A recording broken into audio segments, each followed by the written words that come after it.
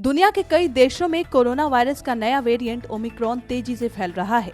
भारत में भी अब तक इसने 12 राज्यों में अपने पैर पसार लिए हैं। देश में शुक्रवार को ओमिक्रॉन के सबसे ज्यादा 24 नए मामले आने के साथ ही कोरोना के नए वेरिएंट से संक्रमित लोगों की संख्या 115 हो गई है। भारत में ओमिक्रॉन के सबसे ज्यादा 40 मामले महाराष्ट्र, दिल्ली में 22, राजस्थान में 17, तेलंगाना में 8, कर्नाटक में 8, केरल में 7, गुजरात में 7, उत्तर प्रदेश में 2, आंध्र प्रदेश में 1, तमिलनाडु में 1, बंगाल में 1 और चंडीगढ़ में 1 मामला दर्ज किया गया है।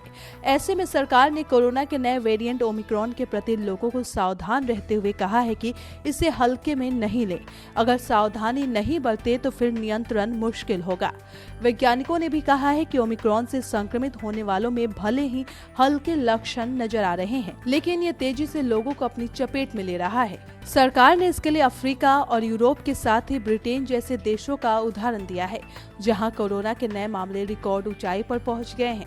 केंद्र सरकार ने लोगों को गैर जरूरी यात्रा और सामूहिक समारोह से बचने और बड़े स्तर पर नए साल का जश्न नहीं मनाने की सलाह दी है। नीति आयोग के सदस्य और कोरोना टीकाकरण टास्क फोर्स के प्रमुख डॉक्टर वीके पॉल ने लोगों से कोरोना उचित व्यवहार का कड़ाई से पालन करते रहने और जल्द से जल्द टीके की दोनों डोज लेने की अपील की है। अगर भारत में भी ओमिक्रॉन ब्रिटेन की तरफ फैलता है तो क्या होगा? इस सवाल का जवाब देते हुए डॉक्टर पॉल ने कहा है कि यदि हम यूके में प्रसार के पैमाने को देखें और अगर भारत में भी ओमिक्रॉन का ऐसा ही प्रकोप होता है तो हमारी आबादी के लिहाज से हर दिन 14 लाख मामले सामने आएंगे। ऐसे में इससे बचने के लिए बार बार हाथ धोने, उचित दूरी बनाए रखने और मास्क पहनने जैसे पुराने तौर तरीकों का कड़ाई से पालन करने के साथ ही बेवजह यात्रा से भी बचना चाहिए। अगर इसे हल्के में लेंगे तो हमारे देश में भी ये वेरिएंट तेजी से फैल सकता है।